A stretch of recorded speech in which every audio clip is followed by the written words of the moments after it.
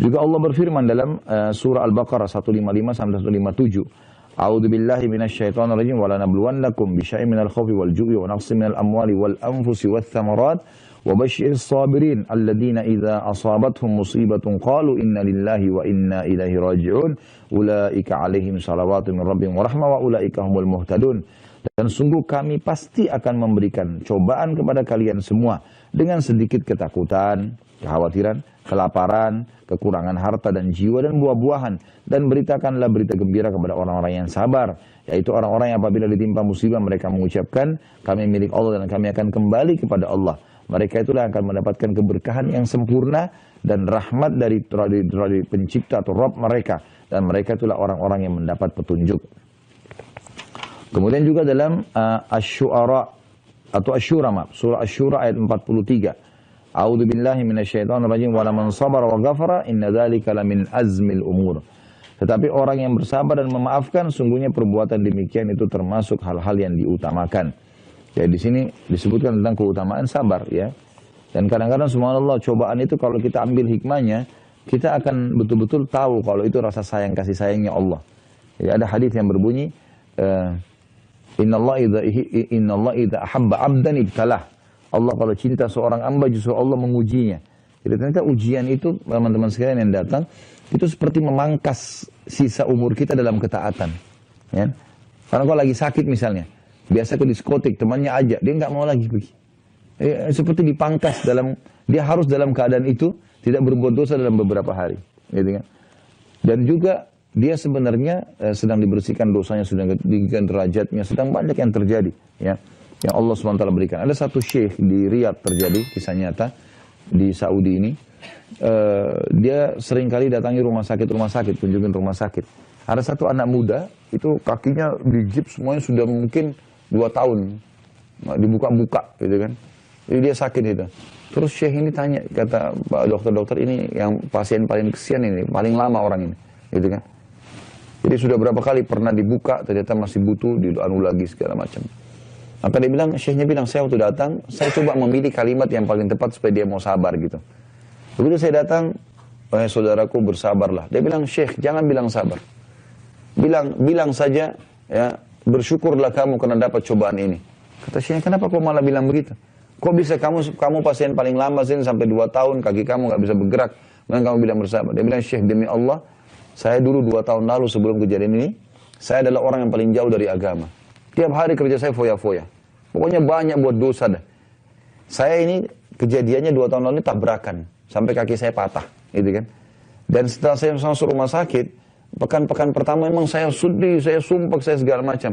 Tapi lama-lama, saya hanya jadi berpikir, karena tidak ada kegiatan, dan saya tidak bisa bergerak, saya lihat Al-Quran, saya baca Al-Quran. Dan tahu syekh, selama 2 tahun ini saya di sini, kaki saya begini, saya jadi hafal Quran. 30 juz. Jadi saya bersyukur justru saya dapat musibah ini. Jadi kadang-kadang subhanallah memang cobaan kalau datang itu, memberikan kepada orang sesuatu yang dia mesti ambil hikmah dari situ ya. Tidak selamanya harus sangka buruk dengan sang pencipta Allah SWT. Jadi Allah SWT memberikan yang terbaik. Kemudian surah Al-Baqarah 153 juga berbunyi, A'udzubillahi minasyaitonir rajim, ya ayyuhalladzina amanu ista'inu bis-sabri was-shalah innallaha ma'as-sabirin.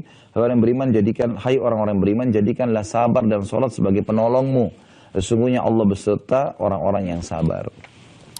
Rasulullah SAW bersabda, was-sabru dhiya, sabar itu adalah cahaya kehidupan. Hadis Muslim nomor 223. Juga dalam sabda beliau dari hadis Suhaib radhiyallahu anhu bahwasanya Rasulullah SAW bersabda, ajaban li amril mu'min inna amrahu kullahu khair wa laysa dzalika li ahadin illa lil mu'min in asabathu sarra syakar fakana khairan lah wa in asabathu dharra'u sabar fakana khairan lah. Urusan seorang mukmin itu sungguh menakjubkan karena setiap urusannya selalu baik, dan hal ini tidak didapatkan kecuali bagi seseorang orang mukmin. Jika ia dikaruniai kelapangan maka ia bersyukur, dan ini syukur lebih baik baginya, dan jika dia ditimpa suatu penderitaan maka dia bersabar, dan ini lebih baik baginya. Juga diriwayatkan dari Anas radhiyallahu anhu, ia berkata, aku mendengarkan Rasulullah SAW bersabda, Inna Allah azza wa jalla qala idza btalaitu abdi bihabibatayhi fasabara awwadtuhu minhumal jannah yuridu ainai. Sesungguhnya Allah yang Maha Suci dan Maha Mulia berfirman, jika aku memberi cobaan kepada hambaku dengan mengambil dua kecintaannya, lalu ia bersabar, maka aku gantikan keduanya dengan surga. Yang beliau maksud adalah kedua kecintaan adalah kedua matanya. Juga dari Aisyah radhiyallahu anha dikatakan bahwasanya Rasulullah SAW bersabda tentang penyakit taun. Dan taun adalah penyakit yang kalau kena ke badan bisa merusak kulitnya dan bisa jatuh ya. Anggota tubuhnya itu bisa jadi berjatuhan ya. Ini penyakit yang berbahaya sekali, dan taun ini tentu rahmat bagi orang beriman ya. Kalau orang beriman yang kena taun, dia mati, maka dia bisa mati syahid. Rasulullah SAW bersabda, "Annau kana adzaban yab'athuhu Allah 'ala man syaa' faja'alahu Allah rahmatan lil mu'minin, falaysa min 'abdin yaqa'u fi ta'uni fayamkuthu fi baladihi sabin." Itu menjadi siksaan bagi orang yang dikehendaki oleh Allah, yaitu orang kafir dan muslim yang bermaksiat. Ini sering dikasih penyakit ini. Lalu Allah menjadikannya sebagai rahmat bagi orang-orang beriman. Maka tidaklah seorang hamba mukmin tertimpa taun, lalu ia tidak keluar dari negerinya. Karena kita kalau dari kena penyakit taun, tidak boleh keluar dari lokasi kita. Karena dia bisa menular. Ya. Ia bersabar dan mengharapkan pahala Allah, dan ia mengetahui bahwa bahwa tidak akan menimpa kepadanya kecuali sesuatu yang telah Allah tetapkan. Maka Allah akan berikan kepadanya pahala syahid. Hadis ini riwayat Bukhari, nomor 5734. Juga sabda Nabi SAW, "Innamas sabru indas sadmatil ula." Ketahuilah bahwasanya kesabaran itu justru dibutuhkan pada saat musibah yang pertama. Jadi sebenarnya kita butuh sabar itu cuma di awal, misalnya awal kejadian. Setelah itu, hari kedua, hari ketiga, seminggu, setahun, sudah hilang dengan sendirinya. Diriwayatkan juga dalam hadis Abu Hurairah dan Abu Sa'id al-Khudri radhiyallahu anhuma, bahwasanya Nabi SAW bersabda, "Ma yusibul muslimnya min nasabin, wala wasabin, wala hammin, wala huznin, wala adhan, wala ghammin, hatta syaukati yushakuha illa kaffarallahu biha min khatayahu." Tidaklah seorang muslim ditimpa kepenatan, penyakit, kegelisahan, kesedihan, sakit hati, dan duka cita, hingga duri yang menyakitinya, kecuali dengannya Allah akan menghapus dosa-dosanya. Hadis ini riwayat Bukhari nomor 5641 dan 5642, dan Imam Muslim nomor 2573. Juga Abdullah bin Mas'ud meriwayatkan radhiyallahu anhu bahwasanya Rasulullah SAW bersabda, "Ma min muslimin yusibuhu adan min maradin, fama siwahu illa hattallahu sayyiatihi kama tahuttu syajaratu warakaha." Tidak ada seorang muslim yang terkena gangguan berupa penyakit atau selainnya, kecuali Allah menggugurkan kesalahan-kesalahannya seperti pohon menggugurkan daunnya. Hadis ini riwayat Bukhari nomor 5647, 5648, dan Imam Muslim 2571. Juga diriwayatkan dari Aisyah radhiyallahu anha, ia mengatakan bahwasanya Rasulullah SAW bersabda, "Ma min muslimin yushaku syaukatan, fama fawqaha illa kutibat lahu biha darajatun wa muhiyat anhu biha khati'ah." Tidak ada seorang muslim pun yang terkena duri atau yang lebih dari itu, kecuali ditentukan baginya satu derajat dan dihapus karenanya suatu kesalahan. Hadis ini riwayat Muslim nomor 2572.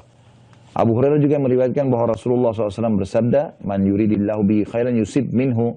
Siapa yang Allah kehendaki kebaikan baginya, maka Allah akan mengujinya. Ya. Sebagaimana sudah kita jelaskan semua, intinya adalah masalah kesabaran di sini. Ya. Dari Anas juga radhiyallahu anhu disebutkan hadis, "Inna idzamal jazai min idzamil bala, wa inna Allah idza ahabba qauman ibtalahum faman radiya falahu ridha wa man sakhita falahu sakht." Sesungguhnya balasan yang agung itu akan didapat karena ujian yang berat. Dan sesungguhnya Allah apabila mencintai satu kaum, maka dia akan menguji mereka. Barang siapa yang ridho terhadap ujian itu, maka Allah pun ridho kepadanya. Dan barang siapa yang marah karenanya, maka Allah pun murka kepadanya. Jadi maksudnya kita disuruh sabar, terima sebagai cobaan dari Allah. Karena kita berkeluh kesah pun tetap akan berlalu. Kata Umar bin Khattab radhiyallahu anhu, siapa yang ditimpa musibah, kemudian dia bersabar, dia terima sebagai cobaannya, maka dia akan mendapatkan pahala dan solusi dari musibahnya. Tapi kalau dia berkeluh kesah, dia akan mendapatkan dosa. Allah murka dengan dia. Allah lagi uji, kenapa dia nggak mau? Gitu kan? Seperti orang kalau kuliah nggak mau diuji, nggak ada ujiannya. Mau naik kelas tiba-tiba, haruslah naik kelas diuji dulu, gitu kan? Dan setiap cobaan yang datang, teman-teman, kadang-kadang begini pekah melihat. Kalau ada orang yang menjadi penyebab kita jadi masalah, maka lihatlah orang ini Allah sedang datangkan untuk mendidikan derajat saya. Jangan anggap dia musuh. Udahlah, oh ini Allah jadikan penyebab. Kadang-kadang mungkin istri, suami, kadang-kadang anak, kadang-kadang orang terdekat, kadang-kadang teman membuat kita jengkel, kita nggak salah. Maka yakinlah teman-teman, ini datang sebenarnya orang-orang ini untuk untuk ini Allah jadikan mereka penyebab kita saja untuk mendapatkan derajat yang tinggi. Jadi jangan semuanya kita keluh kesahkan. Ambil hikmahnya dari situ. Dari Musa bin Sa'ad dari bapaknya radhiyallahu anhu, ia mengatakan, aku berkata, wahai Rasulullah, manusia mana yang paling berat ujiannya? Rasulullah SAW menjawab, ya, al-anbiya'u thumma al-amthalu fal-amthal fayubtala ar-rajulu ala hasba dinihi fa in kana fi dinihi sulba ishtadda bala'u wa in kana fi dinihi riqqatun ubtuliya ala hasbi dini fama yabrahu al-bala'u bil 'abdi hatta yatrukahu yamshi 'ala al-ardi ma 'alaihi khati'ah. Kata Nabi SAW, yang paling berat adalah para nabi-nabi. Jadi jangan kita anggap nabi-nabi itu nggak ada cobaannya. Nabi Muhammad SAW menghadapi masalah dengan istrinya. Ya, pernah para istrinya sepakat untuk minta dinaikin nafkah sampai Nabi SAW memboikot mereka sebulan, gitu kan? Nabi SAW pernah menghadapi banyak kasus dalam masalah rumah tangga, menghadapi orang di sekitarnya kaum munafikin, sahabat-sahabat yang mengaku sahabat Nabi SAW, tapi mereka orang munafik, seperti Abdullah bin Abi Salul ya, dan grupnya. Kemudian Nabi SAW juga pernah menang dalam perang, pernah kalah. Nabi SAW sakit. Sampai Nabi pernah sakit demam, teman-teman sekalian. Kata seorang sahabat, saya lupa namanya. Dia nyentuh badan Nabi, dia mengatakan, saya temukan badan Nabi seperti api. Lalu saya mengatakan, ya Rasulullah, Anda panas sekali. Kata Nabi SAW, sesungguhnya aku diuji 2 kali lipat dari apa yang diujikan kepada kalian. Ya. Sampai sahabatnya mengatakan, ya Rasulullah, berarti Anda juga dapat 2 kali lipat pahala. Kata Nabi SAW, iya. Juga mendapatkan 2 kali lipat pahala. Gitu. Kemudian orang yang seumpama dengan mereka, maksudnya orang-orang yang dekat dengan para nabi-nabi, cobaannya juga berat. Lalu yang seumpama dengan mereka, seseorang akan diberi ujian sesuai dengan kekuatan agamanya. Seorang hamba akan senantiasa diberi ujian hingga ia akan dibiarkan berjalan di muka bumi tanpa ada satu dosa pun. Nah. Jadi teman-teman jangan menganggap cobaan itu sesuatu yang buruk. Enggak, itu baik buat kita. Dan dalam hadis yang lain dikatakan Allah tidak akan menguji hamba melampaui kapasitasnya. Jadi pasti kalau kita sedang dicoba, pasti kita mampu itu. Dan siap saja, saya ada cobaan lagi, ada cobaan lagi, itu sudah biasa. Hadapi saja. Yang penting kita dalam keadaan benar, yakinlah. Dalam banyak ayat Al-Quran, saya sering sampaikan dalam masalah menghadapi cobaan harian teman-teman sekalian, Allah SWT selalu pasti. Kita tinggal sabarin, lalu kita akan dapat jalan keluar. Ya. Tiba-tiba kita difitnah tanpa sebab, sudahlah. Apa kalau kita bisa luruskan. Kalau tidak, sudah diam aja. Kita cuma berusaha sabar, terima. Tapi sambil kita luruskan kalau emang ada kesempatan, momennya tepat. Tapi nggak usah menyita waktu yang luar biasa untuk mengurus itu. Gitu kan? Allah punya cara nanti akan membalikan keadaan supaya kita yang diberikan oleh Allah penjelasan. Oh kalau ini orang ini benar, tidak akan salah. Dan banyak kasus terjadi masalah itu. Banyak. Musa alaihissalam berapa kali difitnah oleh kaumnya dan Allah selamatkan. Ibrahim alaihissalam, Nabi Muhammad SAW, banyak sekali ya, kisah dalam masalah itu. Jadi memang kalau kita beriman maka akan cobaan. Tapi jangan dianggap cobaan ini teman-teman berarti kita akan dirusak secara fisik segala macam. Bukan itu yang dimaksud. Tapi cobaan ini artinya dia akan lalui hal-hal yang memang dia harus butuh kesabaran setiap harinya. Ya. Baik itu dari pasangannya. Kita tahu Nabi Nuh alaihissalam istrinya 950 tahun didakwai nggak mau masuk Islam. Nggak mau beriman gitu kan. Umar bin Khattab pernah waktu ada seorang sahabat mau berkeluh kesah dengan beliau.